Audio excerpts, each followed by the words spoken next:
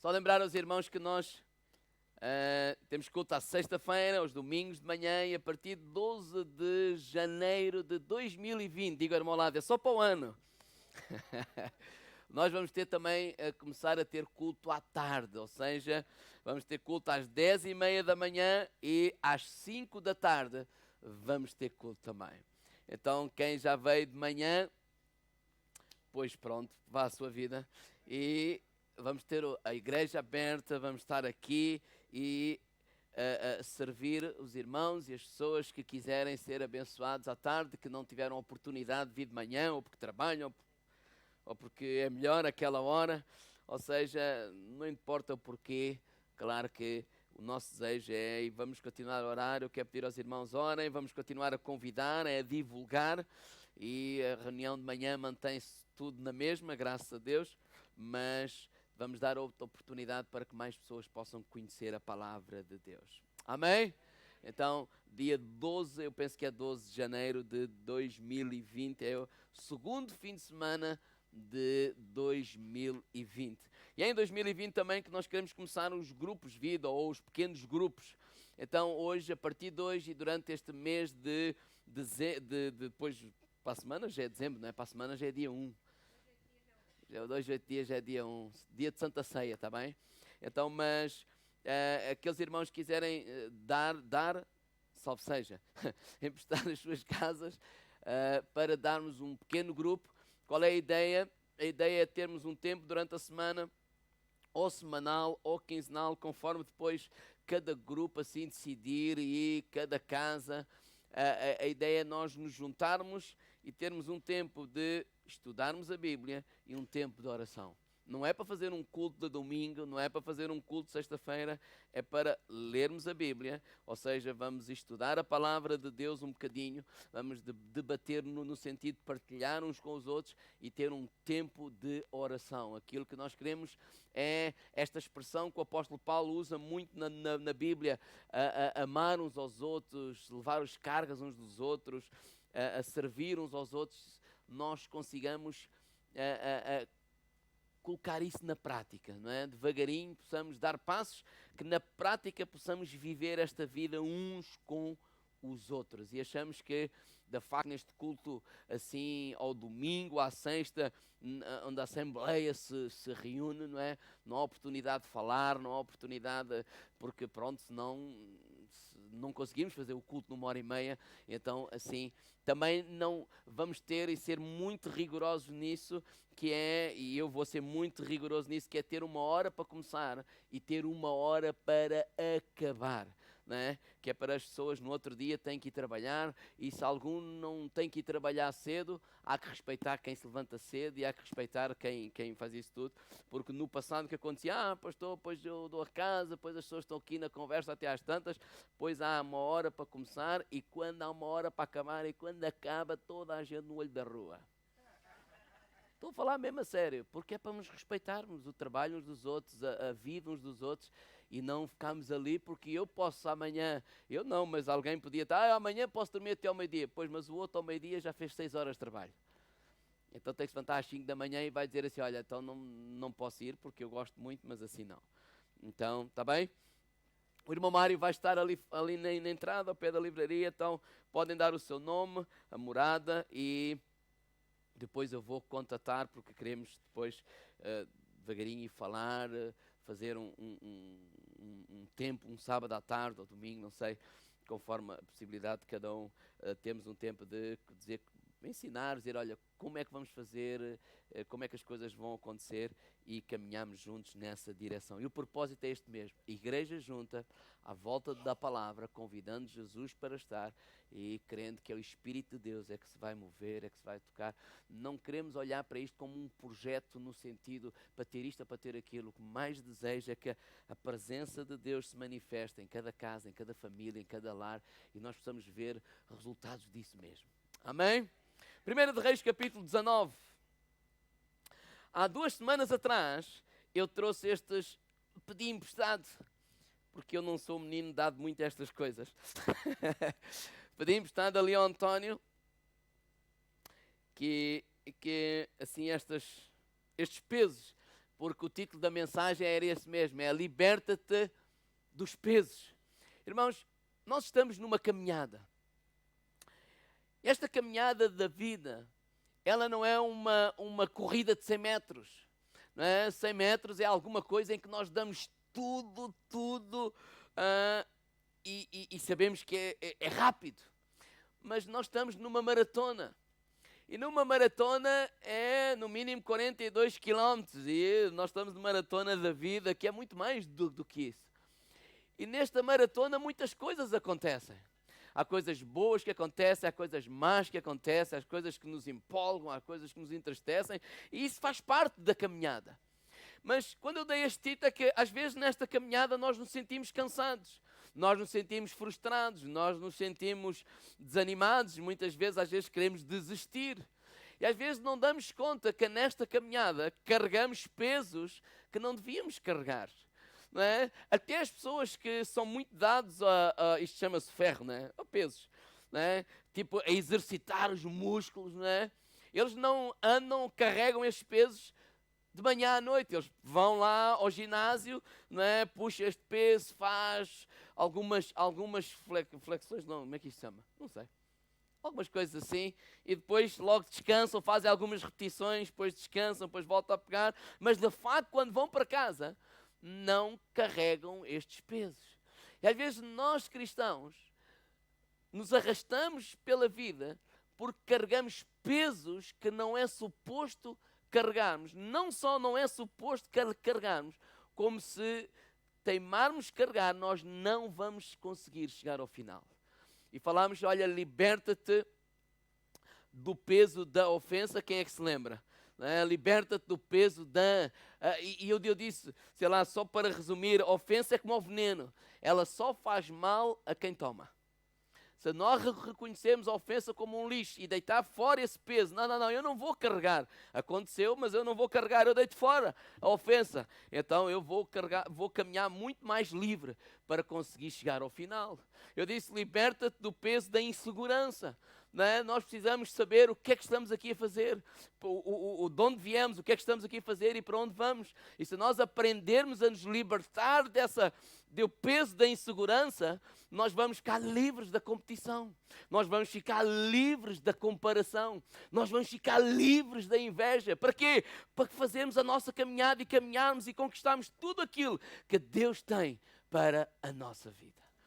E hoje eu gostaria de ler 1 de Reis, já lemos o versículo 1 e 2, eu vou ler outra vez, versículo 19, verso 1 diz, e Acabe fez saber, porque este é o texto base que nós estamos a estudar, Acabe fez saber a Jezabel tudo quanto Elias havia feito e como totalmente matara todos os profetas à espada. Então Jezabel mandou um mensageiro a Elias a dizer-lhe, assim me façam os deuses, e outro tanto, se de certo amanhã, a estas horas, não puser a tua vida como a um deles. Versículo 3. Elias teve medo. O que é que Elias teve? E correu para salvar a sua vida quando chegou a Berseba, que pertence a Judá, deixou ali o seu moço. Já vamos ler o versículo 4, mas vamos concentrar um bocadinho no versículo 3. Elias teve medo. Há um tempo atrás ele enfrentou 400 profetas. Ele teve ousadia, ele teve coragem, ele teve determinação, ele teve fé, ele foi uma pessoa ousada. Só que as coisas não aconteceram como ele pensava, e a mulher do rei, Acabe, Jezabel, manda um mensageiro e a ameaçar, olha, nós vamos te fazer, Elias, aquilo que tu fizeste a este profeta, ou seja, ameaçou de morte. E naturalmente Elias teve medo. O problema não é o medo. Porque às vezes dizem, medo é pecado. Qual medo é pecado? Medo é humano. Diga ao meu lado, quem tem medo é humano. Quem não tem medo é maluco. Não é verdade? Eu aqui isto não tenho medo, né? Mas se eu chegar ali no 15º andar, olhar cá para baixo, alto, que eu tenho medo. É ou não é? Porque eu sou humano. Então esta mentalidade às vezes de dizer, não devemos ter medo, não devemos ter medo. Não, medo é humano e é uma parte positiva do medo. Porque vai nos ajudar a definir algumas coisas, vai nos ajudar a dizer que não a algumas coisas, vai nos ajudar a parar em algumas situações. Ter medo é normal, é o ser humano ter medo. O problema não é o medo, o problema é o pavor, ou quando a pessoa começa a carregar esse peso do medo e deixa que o medo o paralisa. O problema é quando nós abraçamos o medo, ele ficou ali, a mulher o ameaça e diz que ele teve medo, só que este medo foi de tal maneira que ele fugiu para o deserto, não é, para salvar a sua vida, e ele desejou morrer. Irmãos, depois da insegurança vem o medo.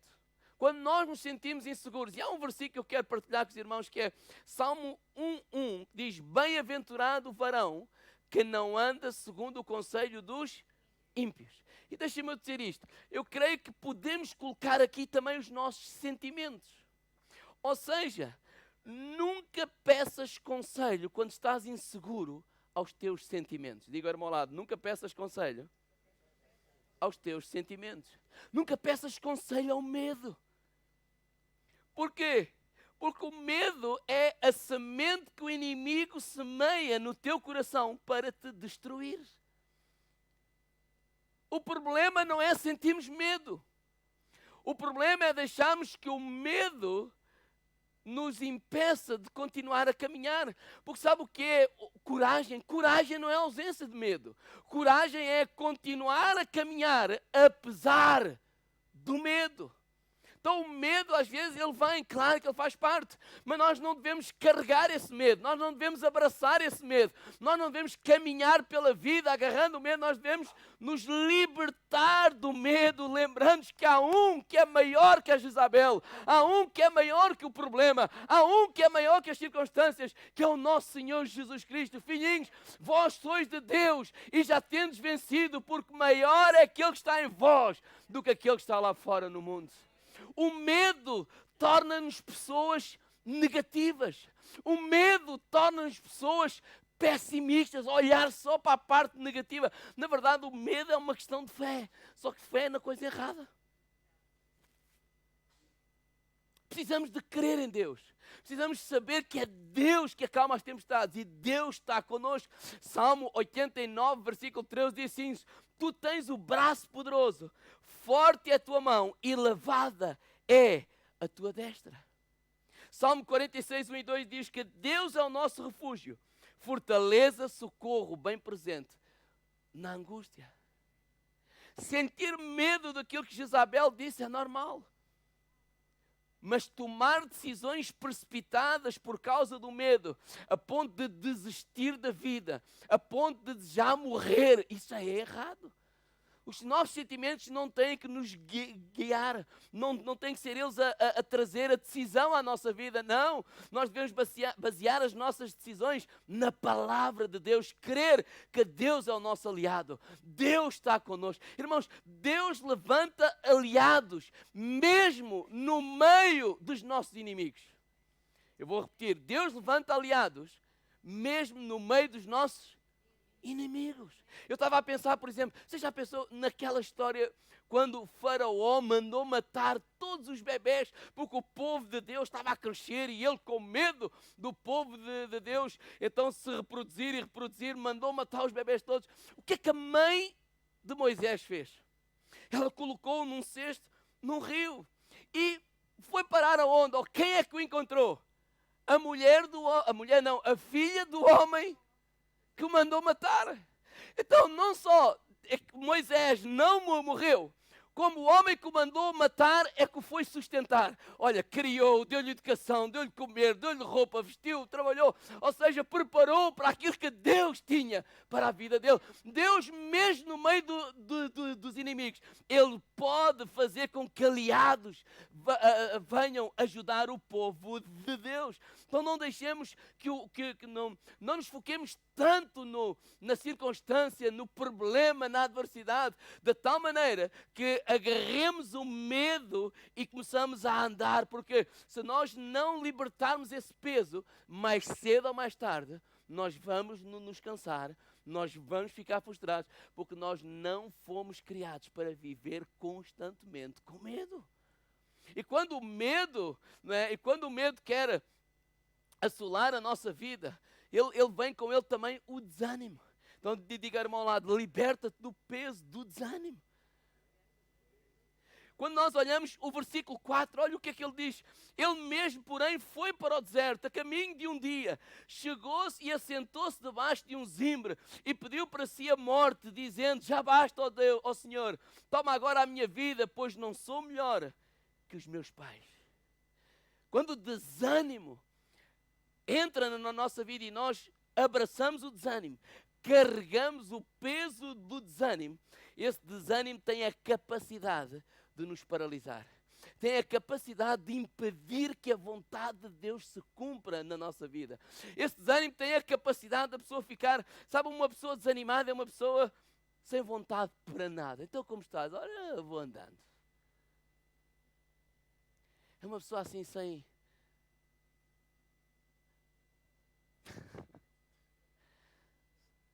sem nada. Vamos fazer isto. Ai, tipo, uma pessoa que anda a se arrastar pela vida. Uma pessoa que não tem esperança, uma pessoa que não tem expectativa, uma pessoa que já não espera nada. E uma pessoa que fica completamente atrofiada na sua mente. Os seus valores são atrofiados, tudo fica atrofiado. E a todo o tempo o diabo quer roubar as nossas vidas. O diabo quer impedir que nós possamos conquistar aquilo que é a vontade de Deus. Deus tem um propósito para a tua vida. E o propósito de Deus para a tua vida não é morte, é vida. O propósito de Deus para a tua vida não é pobreza, é prosperidade. Não é doença, é saúde. Esse é o propósito de Deus para as nossas vidas. Mas quando nós carregamos o peso do desânimo. Sabe o que é que o desânimo faz? Irmãos, o desânimo, ele traz um falso senso de valores. Porque olha o que este homem diz. Senhor, todos temos que morrer. É ou não é? Não é. Elias não morreu. Naturalmente, todos morremos. Mas, de facto, Elias, Deus não tinha pensado para ele a morte dessa forma. Ou seja, ele passou desta vida para a outra em vida. Porque quando nós olhamos para a palavra de Deus, diz que ele foi arrebatado. Então quando eu digo que nós perdemos um senso de valores, é ele estar a dizer assim, olha, não temos que morrer. Temos. Então pronto, olha, então para mim já chega, não vale a pena, vamos embora. E quantas vezes a gente, por causa do desânimo, achamos que não vale a pena aquilo que estamos a fazer? Quantas vezes, por causa do desânimo, nós dizemos assim, olha, não vale a pena, é tempo perdido o que eu estou a fazer. Não vale a pena, não tem qualquer impacto, eu só estou a perder tempo. E às vezes é assim que pensamos, mas não era assim que Deus achava, ou que Deus tinha preparado para ele. Primeiro, não só isso não era verdade porque Deus o arrebatou, como que não era tempo perdido, porque lá à frente já vamos ver no final que Deus tinha mais coisas para ele fazer. Olha, agora o que é que tu vais ungir o outro rei, aquela pessoa como rei, o que é que vais ungir Eliseu para ser profeta em teu lugar, o que é que vais também ungir a outro, aquele fulano para ser rei também. Ou seja, há mais de Deus para nós. Quando nós deixamos o desânimo entrar na nossa vida, nós achamos que não vale a pena, nós achamos que estamos a perder tempo, nós achamos que é tempo perdido, nós achamos que, olha, estamos só ali a entreter, Deus já não tem mais nada para nós. Mas isso é uma mentira, isso é o desânimo a falar à nossa vida. Segundo lugar, o desânimo leva-nos a fugir das nossas responsabilidades, porque no versículo 10, quando ele vai lá para o deserto, e ele está lá numa caverna, no versículo 10 diz que ali entrou numa caverna, passou ali a noite. E eis que a palavra do Senhor veio a ele e lhe disse, que fazes aqui, Elias? É como que, Elias, o que é que estás aqui a fazer? É como que dizer, olha, o teu lugar não é aqui. Olha, porquê que deixaste aquilo que estavas a fazer? Então, o desânimo leva-nos a abandonar o trabalho que Deus tem para cada um de nós. Porque Porque achamos que não vale a pena. Mas quem é que disse que não vale a pena? É o que eu acho. Sim, isso é o que tu achas. Não quer dizer que é assim que Deus vê. E a prova que não era assim que Deus via é que ele estava ali naquele lugar e Deus disse, sim, não estás aqui a fazer nada, o teu lugar não é aqui, o teu lugar é lá. Continuar a pregar o Evangelho, continuar a fazer a obra de Deus. Não, mas a Jezabel, sei que não, esse não é o teu lugar aqui. Então, quando deixamos o desânimo, quando carregamos o peso do desânimo, ele tem a capacidade de nos levar a fugir das nossas responsabilidades. Terceiro, o desânimo pode fazer as pessoas começar a culpar os outros por causa da sua condição. Foi o que ele começou a fazer. No versículo 10, ele começa a dizer assim e diz, Senhor, eu tenho sido muito zeloso, Deus dos exércitos, mas olha, os filhos de Israel deixaram o teu concerto, derribaram os seus altares, mataram os seus profetas à espada, e fiquei eu só, e buscam a minha vida para me tirarem. Senhor, eu até tenho sido fiel, mas aqui o problema não sou eu, o problema é eles abandonaram-te, eles não querem nada com Deus, tal. Ou seja, quando deixamos que o desânimo domine a nossa vida, nós em vez de nos concentrar em nós mesmos, estamos a culpar os outros, e é isso que nós fazemos muitas vezes, culpamos os outros por causa daquilo que nos está a acontecer, como se os outros fossem maior que Deus, como se os outros pudessem impedir o plano de Deus se cumprir na nossa vida. E nós precisamos de aprender que a única pessoa que pode impedir que o plano de Deus, o propósito de Deus se cumpra em nós, somos nós mesmos. Ninguém é maior do que Deus. Diga lá ao irmão ao lado, ninguém é maior que Deus. Mas quando nós deixamos o peso do desânimo entrar, nós estamos tão concentrados, estamos tão frustrados naquilo que está a acontecer, estamos tão desanimados, que dizemos assim, olha, não vale a pena, não vale a pena porque isto é uma cambada que ninguém crê em Deus por isso. Porque se eles crescem em Deus, as coisas funcionavam, mas como eles não creem, ou seja, os outros é que são culpados. E quanta gente vive assim?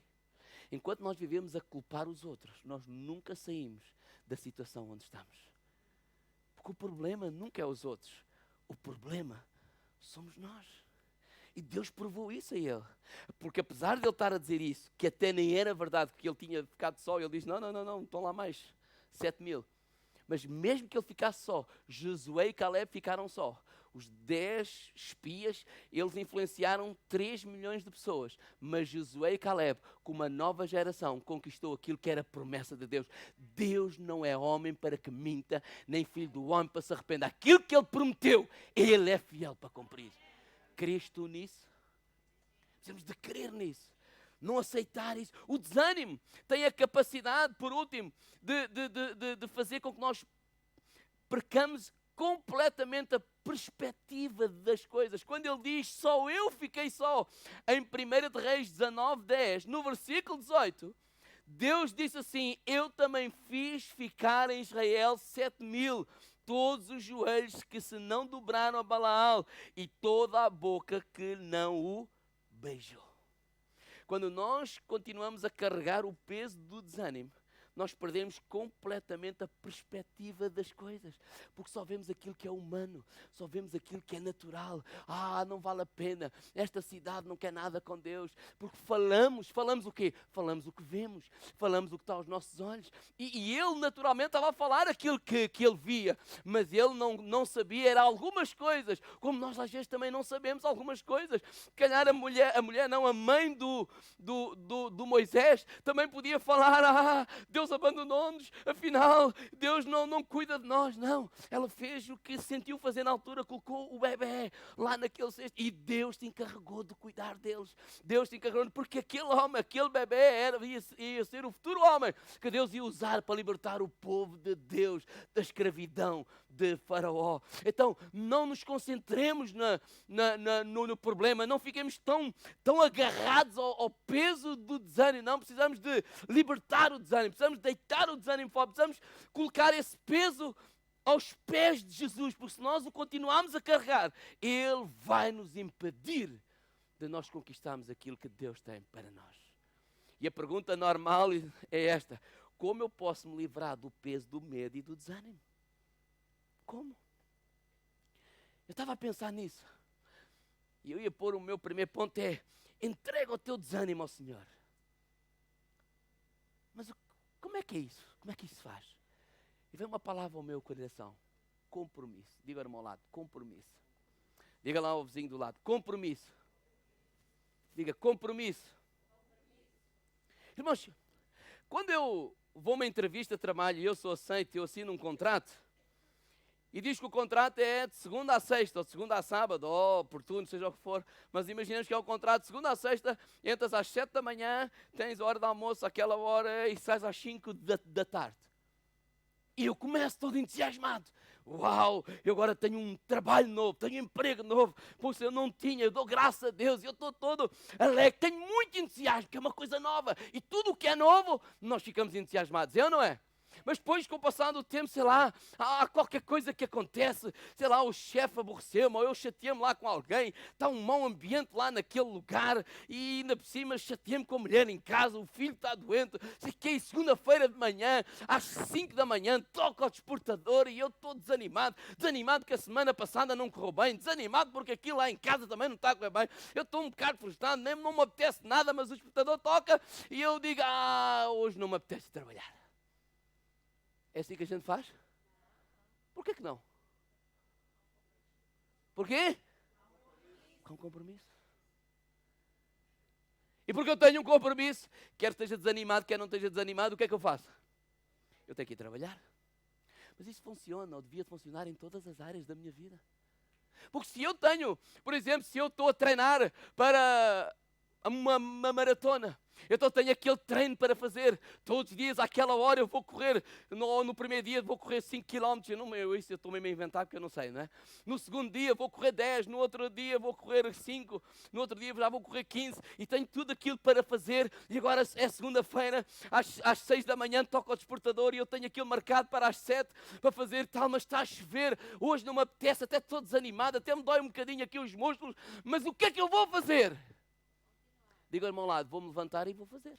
Porquê? Porque eu tenho a mesma coisa quando há um pedido, como eu tenho pedido voluntários para nós ajudarmos na igreja, trabalharmos nesta ou naquela área e a pessoa começa, está entusiasmada, mas há uma semana que a coisa não correu tão bem, ou a pessoa está desanimada com o trabalho, ou faltou o dinheiro, não sei para quê, e vai chegar aquele dia, aquele domingo, eu estou de serviço, o que é que eu vou fazer? Eu não sei o que é que tu vais fazer, mas o que é que eu vou fazer? Vou-me levantar, porque eu tenho um compromisso e vou lá estar. Imagino que o pastor é como alguns, hoje não me apetece, hoje não vou. Às vezes vocês não tinham culto. Ou tinham culto, não tinha pregação. Quer dizer, tinham porque o pastor dizia assim, Paulo, olha, desenrasca aí. Ele podia fazer isso 1, 2, 3, mas não pode fazer isso a vida toda. Sabe o que é que eu aprendo, irmãos? Já aprendi há muitos anos. E eu vejo isto aqui. Uma lição importante, o desânimo não pode roubar os meus valores. E o desânimo estava a roubar os princípios e os valores de Elias. Qual era o valor dele? Servir a Deus. Então o que é que ele disse? Estou desanimado, já não quer servir, já não quer fazer. Mas o que é que Deus lhe disse lá no final? Volta a fazer o quê? Volta a servir, meu amigo. Há um compromisso. Ou seja, sabe o que é que eu aprendo? O desânimo é apenas um sentimento. Maior do que o desânimo é o meu compromisso. Obrigado pelo vosso entusiasmo. Ou seja, se há algo mais forte no meu coração, não é o entusiasmo. Eu posso ter entusiasmo, eu posso ter alegria num novo projeto, início disto ou daquilo, mas maior do que o entusiasmo, maior do que qualquer alegria, há uma palavra que é compromisso. Quando alguns de vocês, de semana após semana, mês após mês, então pastor, à tarde vai a Caldas, claro! Porquê? Porque eu tenho um compromisso. Não importa se estou desanimado ou não, não importa se estou doente ou não, não importa se a pessoa está mais cansada ou não, há um compromisso e o compromisso vai nos levar a lugares que o desânimo não quer que a gente chegue lá. O compromisso leva-nos mais alto. O compromisso leva-nos à vitória. O compromisso leva-nos a patamares que o desânimo, se nós formos abraçar o desânimo, nunca iríamos chegar lá. Se aquele que está-se a preparar para uma maratona, se abraçar o desânimo, ele nunca vai treinar. Ele nunca vai ser campeão. Ele nunca vai chegar ao final. Mas se ele abraçar o compromisso, quer faça chuva, quer faça sol, quer esteja cansado, quer não esteja cansado, esse é o segredo e esse é o caminho para ele alcançar a vitória. O compromisso nos leva à vitória. Então não te entregues ao desânimo. Não te entregues ao desânimo. Ah, pastor, mas isso não é fácil. Isto não é uma questão de fácil ou difícil. Na vida nada é fácil. Na vida nada é fácil. Concordam comigo ou não? Não te entregues ao desânimo. Porque a questão não é se é fácil ou difícil.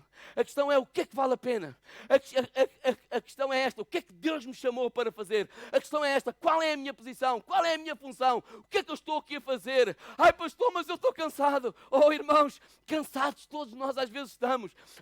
Todos passamos por lutas, todos passamos por ameaças, todos temos sofrimentos, mas aqui a questão é: o compromisso é maior que as lutas, é maior que o cansaço, é maior que o desânimo, é maior que todas essas coisas. E é esse compromisso que me leva lá mais além. Muitas pessoas querem chegar mais além, mas não querem pagar o preço do compromisso. Porque o compromisso nos leva a fazer, quer a gente sinta, quer não. O compromisso nos leva a levantar, quer a gente apeteça ou não. Porquê que eu, para o trabalho, acredito nisto e para as coisas de Deus não? Porquê que eu tenho que sentir vir ao culto? Porquê que eu tenho que sentir ler a Bíblia? Sabe uma coisa? Às vezes não me apetece ler nada a Bíblia, principalmente quando estou desanimado. Porque eu já sei o que ela diz. E às vezes até nem concordo, porque está-me a dizer que eu tive vitória e eu acabei de ter uma derrota. É, não é? Mas o meu compromisso tem que ser maior com o entusiasmo. Há muita gente com entusiasmo, mas não tantos com compromisso. O culto de domingo à tarde, a gente pode começar com entusiasmo. Imaginemos, eu não estou a pensar nisso. E se isso acontecer, para mim é uma surpresa. E digo, olha, Deus, obrigado. É que o culto à tarde, vamos ter a mesma quantidade de pessoas de manhã. Eu vou-lhe ser sincero, eu não estou à espera disso. Pelo contrário. Mas isso não significa que no segundo domingo eu diga, ai, não vale a pena, somos poucos. Não. Há um compromisso que eu disse a vocês. Primeiro compromisso que vamos ter é 6 meses seguidos, sem parar. Quer venha um, quer venha dois. Se tiverem 2 pessoas cá, comigo já são 3. E com outros aqui já são 4 ou 5. E vamos fazer o culto tal e qual como se fosse domingo de manhã. Porquê? Porque temos um compromisso. Não vai haver esta conversa, hoje somos poucos, vamos fazer aqui uma rodinha. Qual rodinha? Vamos louvar a Deus. Vamos louvar, vamos adorar, vamos pregar a Bíblia, vamos pregar a palavra de Deus, vamos orar por ti e vamos crer que Deus está a operar na tua vida. Porquê? Porque há um compromisso. Irmãos, maior com entusiasmo tem que ser o compromisso. Porque senão tu não vais a lado nenhum. Tu não vais a lado nenhum. Porque na vida, como na maratona, nós vamos nos sentir cansados. Claro que sim. Se vocês correrem, quando eu comecei há 2 anos, a primeira vez que corri com o Pedro 10 km, a gente não correu 10 km, foi 1 ou 2 ou 3, já nem me lembro. Mas quantas vezes a gente a meio, a gente, vamos parar. E isto é bom serem 2, não ser 1, porque eu se fosse sozinho parava. Não é? Mas não, vamos lá mais um bocadinho. E a gente puxa-se um ao outro. E quando a gente dá conta, consegue fazer coisas que achava que não era capaz. Porque temos um compromisso. Vamos lá. Vamos lá. Vamos lá. Vamos lá. Como é que nós vamos vencer o desânimo? Diga, irmão, ao lado, compromisso. O teu compromisso com Deus tem que ser maior que o teu desânimo. O teu compromisso com a palavra de Deus tem que ser maior que o teu medo. O teu compromisso com o trabalho tem que ser maior do que o desânimo, tem que ser maior que o cansaço, tem que ser maior do que tudo. Porque tu não estás apenas entusiasmado, tu tens um compromisso em seguir aquele caminho e fazer a obra de Deus. E ele esqueceu-se do seu compromisso com Deus e com a obra de Deus. E quando nós nos esquecemos, o desânimo começa a falar. E por último, vamos terminar. O segundo conselho é: corre para os pés de Jesus. Corre para os pés de Jesus. Hebreus 4,16 diz: cheguemos, pois, com confiança ao trono da graça, para que possamos alcançar misericórdia e achar graça, a fim de sermos ajudados em tempo oportuno. Corre para os pés de Jesus. Sabe para onde é que ele correu? Correu para o deserto. E sabe para onde é que a gente às vezes corre? A gente corre a telefonar ao Joaquim ou ao Manel para conversarmos um bocadinho e a gente está ali só a falar, pois, é para aquele chefe, pá, eu é que preciso, se não mandava-os todos. Mas estás a alimentar aquilo tudo. Se eu não precisasse, mandava-os todos à fava. Deixa lá que na primeira coisa que eu não precisar deles, mando-os todos para as ortigas. A gente corre para todo o sítio, menos para o lugar certo. Corremos para pessoas, falamos com pessoas, falamos com este, falamos com aquele, dizem lá, eu estou desanimado, em vez de corrermos para o lugar certo. O lugar certo é aos pés de Jesus. É aos pés de Jesus que nós somos renovados. É aos pés de Jesus que nós somos curados. É aos pés de Jesus que nós libertamos os nossos pesos. Eu tenho medo, claro que eu tenho medo. Eu sou um ser humano. Se eu estou a ser ameaçado, claro que eu tenho medo. Se a conta apareceu e eu olho para a conta bancária e ela é menos do que a dívida que eu tenho, claro que eu tenho medo. Não é? Se às vezes eu estou desanimado, claro que eu estou desanimado. Às vezes a gente caminha e as coisas não correm como nós esperamos e os tempos começam a passar e os dias começam a passar e os meses começam a passar e tu és um ser humano como eu. Ficamos tristes, ficamos desanimados, mas nós não podemos dar ao luxo de carregar esses pesos. Temos que correr para os pés de Jesus, largar esses pesos. Deus, a minha vida não acabou, a minha caminhada não acabou, agora eu não posso continuar com estes pesos. E é na presença de Deus que a nossa vida é renovada. É na presença de Deus que as nossas lágrimas são enxutas. É na presença de Deus que os nossos braços são levantados. É na presença de Deus que as nossas pernas são fortalecidas. É na presença de Deus que nós ganhamos novo vigor para continuar em frente a conquistar tudo aquilo que Deus tem para nós. Porque eu tenho um compromisso, em primeiro lugar, com Deus. Eu tenho um compromisso em primeiro lugar com Deus. Não foi isso que Marta e Maria, a história nos ensina. Maria aos pés de Jesus, aos pés de Jesus. É por isso que a gente vem à igreja. A gente não vem à igreja apenas porque eu sou religioso. Claro, chama-lhe o que quiseres. Eu vou buscar a Deus, eu vou servir a Deus, eu vou dizer assim: Deus, eu vou renovar o meu compromisso. Não me apetece, por qual não apetece. Por isso é que tu tens mesmo que ir. É tal e qual como ao ginásio. A pessoa foi um dia, no outro dia está todo dorido. Agora eu vou ficar um mês sem lá ir. É a pior coisa que tu podes fazer. É no outro dia tens que lá ir. E vai lá para o exercício. Vai doer, mas vai passar. Porque tu vais ficar mais forte. Por isso nós vimos à presença de Deus para ficar mais forte. Aos pés de Jesus nós alcançamos misericórdia. Nós alcançamos graça. Nós alcançamos força. Nós alcançamos aquilo que necessitamos para caminhar nesta vida. Amém. Porque foi isso que aconteceu lá na caverna, no deserto. 1 de Reis 19:11. Ele disse, Deus estava a falar com ele: sai para fora, põe-te neste monte, perante a face do Senhor. E eis que o Senhor passava, como também um grande e forte vento que fendia os montes, quebrava as penhas diante da face do Senhor. Porém o Senhor não estava no vento. Depois do vento um terremoto, também o Senhor não estava no terremoto. Depois do terremoto um fogo, porém também o Senhor não estava no fogo. E depois do fogo, uma voz mansa e delicada. E sucedeu que, ouvindo Elias, envolveu o seu rosto na sua capa e, saindo para fora, pôs-se à entrada da caverna. E eis que uma voz, a ele uma voz que dizia: que fazes aqui, Elias? E depois esta voz começou a falar ao seu coração e dizer assim, versículo 15: o Senhor lhe disse: vai, volta pelo teu caminho. Repare que ele está a dizer: eu quero morrer, não vale a pena. Ele disse: não, volta para o deserto de Damasco. E vem e unge a Isael rei sobre a Síria. Olha, também a Jaú, filho de Nessi, ungirás rei em Israel. Olha, também Eliseu, filho de Zafate, ungirás profeta em teu lugar. E há de ser que o que escapar da espada de Israel, matá-lo-ei. Olha, o que escapar da espada de Jeú, matá-lo-á Eliseu. Também eu fiz ficar em Israel 7.000, todos os joelhos que não se dobraram a Baal, e toda a boca que não o beijou. E partiu, pois, Elias dali. E o que é que ele foi fazer? Foi fazer isso mesmo. Na presença de Deus, Elias foi renovado. Na presença de Deus, aquele desânimo, aquele medo, aquela vontade de desistir, tudo isso foi mudado, porque ele esteve na presença de Deus. Então nós não precisamos de ir para o deserto fugir do problema para encontrar a presença de Deus. Nós temos que saber, primeiro, nós temos um compromisso. Segundo, o primeiro lugar que eu vou correr é para os pés de Jesus.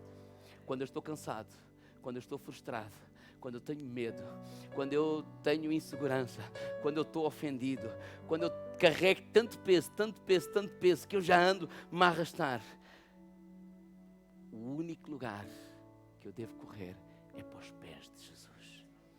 E nessa altura, irmãos, não há amigos, não é a esposa, não é o irmão, não é o pastor, é aos pés de Jesus. Porque Ele renova a nossa vida, Ele renova a nossa visão. E aquilo que eu outrora dizia, não vale a pena, agora eu vejo fazer lá, a continuar a caminhar, com a força renovada, a fazer. Os problemas estão lá. A Jezabel não morreu. O Acabe continua lá, mas ele está renovado. E ele continua na caminhada, e continua na luta, e continua na maratona, continua a conquistar aquilo que Deus tem para a vida dele. Nós também não vamos ficar a meio. Nós vamos continuar em frente. Mas precisamos ser renovados diariamente. Amém? Vamos ficar de pé agora mesmo.